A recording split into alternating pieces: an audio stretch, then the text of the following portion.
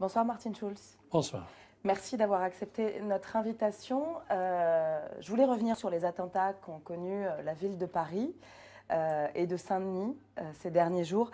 Ce sont les pires attentats depuis la Seconde Guerre mondiale, les plus meurtriers.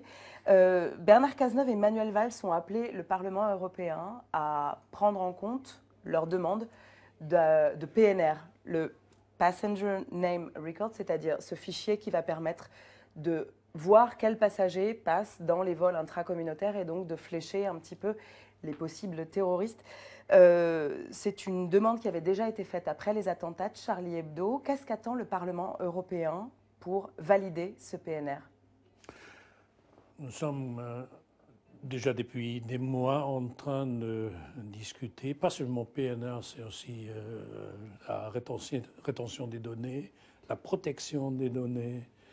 Oui, c'est ce qui pose problème, c'est la protection des données une fois qu'elles sont enregistrées dans ce PNR. Il y a une propre directive de protection des données, un propre projet de directive pour le transfert des données des passagers des lignes aériennes transatlantiques, internationaux et à l'intérieur de l'Union européenne. C'est tout un paquet des différentes Europol aussi sur la table. Nous sommes en train de négocier ce paquet et bien compréhensible que Manuel Valls et Bernard Cazeneuve font appel au Parlement. Le Parlement, normalement, avec une vitesse exceptionnelle, répond à ces demandes. Ceux qui ont un peu plus du mal de répondre sont les États membres dans les conseils des ministres. Donc oui, selon vous, le ralentissement, c'est dû au Conseil des ministres et au capital? Ce n'est pas un ralentissement. Nous sommes en train de légiférer, mais la collection des données, c'est un côté de médaille. L'autre, c'est comment utiliser les données. Quel délai pour le retenir et comment échangent les États membres de l'Union européenne ce qu'ils savent entre eux. Oui. Et là, on découvre que les mêmes gouvernements qui font appel, pas les Français, mais les mêmes qui font appel au Parlement, de collectionner des données entre eux-mêmes, n'échangent pas les mêmes données. Donc, nous sommes dans le processus de légiférer. On va jusqu'à la fin de l'année terminée. J'ai invité hier les différents groupes parlementaires ici au Parlement pour discuter avec eux, les coordinateurs des groupes parlementaires, les rapporteurs. Et on va, j'en suis sûr, jusqu'à la fin de l'année, conclure. Vous disiez à l'instant que les pays européens ont du mal à échanger leurs données. On voit bien qu'il y a eu des ratés au niveau du renseignement et de l'échange de renseignements entre les capitales. L'Italie avait, il y a quelque temps, proposé une agence européenne du renseignement. Est-ce que vous êtes sur cette même ligne? Je ne sais pas que ça, c'est la solution. Si c'était la solution, oui. Mais peut-être on n'a pas besoin d'une agence additionnelle. Il en existe déjà, Europol, Eurojust. Si les États membres sont prêts de fournir les institutions qui ont besoin des données, avec la connaissance. Mais mon expérience avec les services secrets, c'est qu'ils sont très secrets. Donc là, on voit bien qu'il y a un vrai problème global. On propose donc un PNR européen, un meilleur contrôle des armes à feu, la systématisation du contrôle aux frontières, un renforcement en fait de Schengen. Pourtant, dans le cadre des attentats de Paris, ce sont des Européens qui se sont attaqués à des Européens. L'attaque a été fomentée peut-être en Syrie, mais a été commise depuis la Belgique vers la France.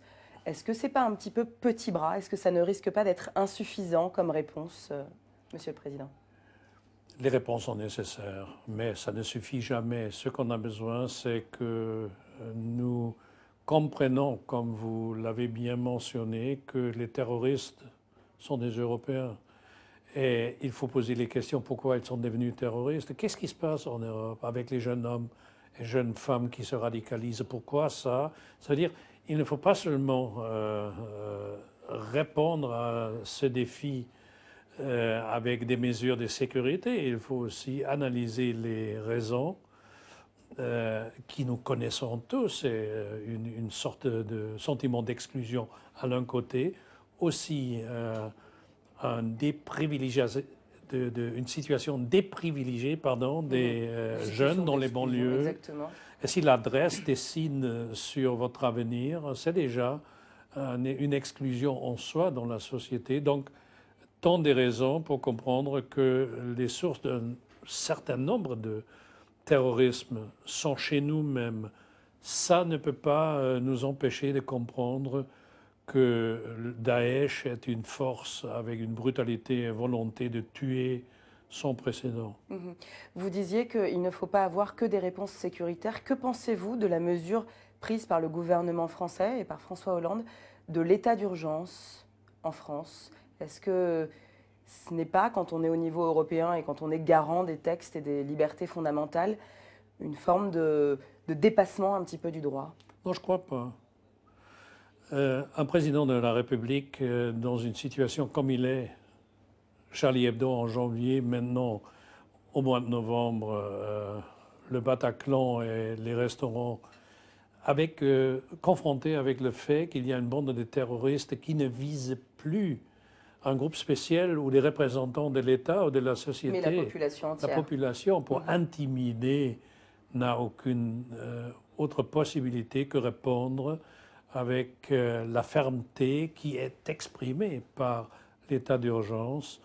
Et moi, je le connais très bien, François Hollande. C'est un homme qui a toujours défendu les valeurs fondamentales et individuelles, les droits individuels.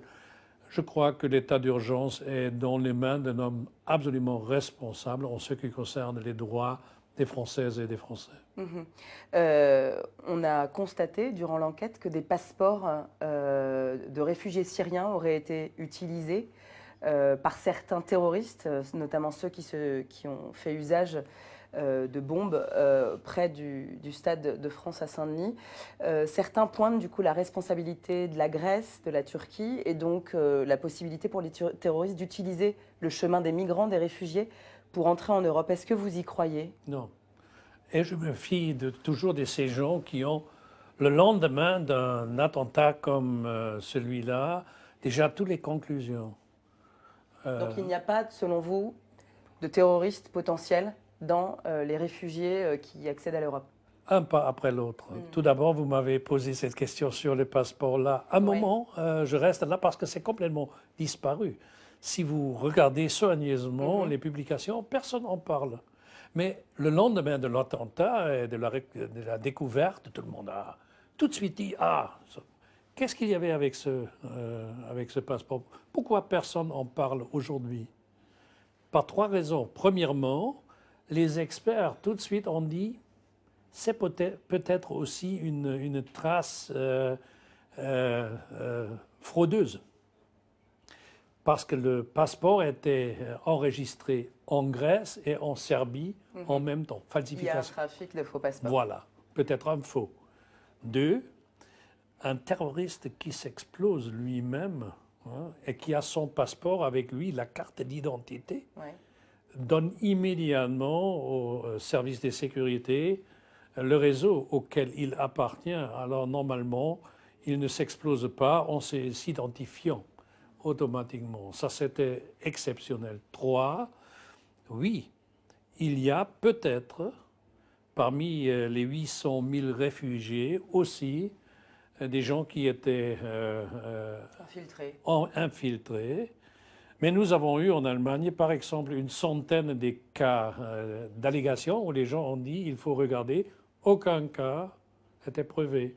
Donc, pas exclu, mais aussi pas prouvé.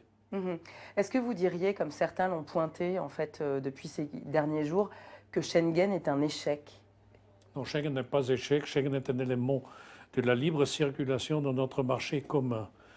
Et j'écoute ça. Les contrôles aux frontières, comme ça se passe ici à Strasbourg actuellement entre l'Allemagne et la France a rétabli les contrôles aux frontières avant la COP 21. Non, pas seulement. Ça, c'est aussi admissible dans le cadre de Schengen. Il y a des exceptions, des cas exceptionnels, et ce qui s'est passé à Paris, c'est un cas exceptionnel. Mais il faut à l'autre côté aussi comprendre que la libre circulation des marchandises, des capitaux, des services et des personnes sont les 4 libertés de marché intérieur. Et si vous, par exemple, transportez des marchandises ou des services à l'intérieur de l'Union européenne, ça ne fonctionne pas sans la libre circulation des personnes. Moi, j'habite à côté d'une frontière, c'est le triangle Maastricht, Liège, Aix-la-Chapelle, l'Allemagne, le Pays-Bas et la Belgique. Les deux plus grands ports en Europe, Anvers et Rotterdam, toutes les marchandises qui viennent de là-bas, elles sont transportées vers les 82 millions Allemands qui les consomment, passent par Aix-la-Chapelle. Si vous fermez là les frontières pour les citoyens et pour les camions, il dure 24 heures et à Stuttgart, la production des Mercedes est terminée. Parce que le transport, c'est just in time, où les grands supermarchés n'ont plus de marchandises. Donc rétablir Ni les des frontières, c'est conserves, aussi étouffer l'économie. attendez, ni des conserves, ni des poissons frais, qui viennent aussi de là-bas. Ça veut dire quoi? On arrête vous, parce que vous êtes une personnalité avec le droit de libre-échange, mais dans une voiture, et avec des cheveux frisés, des yeux bruns, on vous arrête et dit « Madame, votre passeport, mais le camion transporté par votre frère peut passer. Ça, c'est une Europe qui dure 24 heures. Et les mêmes gens qui insistent de la rétablissement des contrôles frontières vont se révolter parce qu'ils n'ont pas envie de passer la moitié de leur vie dans un bouchon. Je comprends bien. Maintenant, quand on dit qu'il faut rétablir les contrôles aux frontières extérieures de l'Europe, c'est qu'on a peut-être été trop loin dans ce manque de contrôle. Quand on a des terroristes qui sont en capacité d'aller charger des armes en Espagne, de remonter toute l'Europe, de passer par la Belgique et de redescendre en France, on a aussi échoué quelque part. L'extérieur, ça c'est clair. La protection des frontières extérieures, c'est un devoir de l'Union européenne dans les mains des États membres. Nous avons donné, comme souvent, une responsabilité à l'Union. C'est une tâche communautaire, protection des frontières extérieures, mais pas dans les mains de M. Juncker ou de M. Schulz ou de M. Tusk, dans les mains du gouvernement grec, dans les mains du gouvernement espagnol, du gouvernement bulgare, du gouvernement polonais, pour protéger les frontières extérieures de l'Union européenne. Et si ça ne fonctionne pas, parce que pas tous ces gouvernements, mais quelques de ces gouvernements sont incapables de protéger les frontières ou ne veulent pas, on blâme ensuite l'Union. Alors, ce qui nous propage priorité pour les solutions nationales, comme cette femme qui veut devenir présidente de la France qui siège ici au Parlement, Marine Le Pen, nous raconte ça toujours. L'Europe des nations tout d'abord. C'est voilà l'Europe des nations que nous voyons agir dans la protection des frontières extérieures. donc l'échec potentiel du contrôle aux frontières extérieures, c'est l'échec des nations à garantir c'est pas l'échec des nations. Ce n'est pas l'échec des nations, c'est l'échec d'un système erroné. On ne peut pas donner une responsabilité à une communauté et ensuite s'assoumettre sous une réserve en permanence des prérogatives nationales. Ça ne fonctionne pas. Dernière question, Monsieur le Président. La Turquie a aujourd'hui abattu un avion russe qui a violé son espace aérien. Est-ce qu'on est dans une escalade du conflit en Syrie? J'espère non, parce qu'on a besoin, soit la Turquie et la Russie, pour battre Daesh. Donc, ce que nous avons besoin pour une coalition contre ces assassins sont maintenant dans une telle situation. C'est lamentable. J'espère beaucoup qu'on va trouver une solution diplomatique pour cet incident. Merci beaucoup, Monsieur le Président. Merci à vous.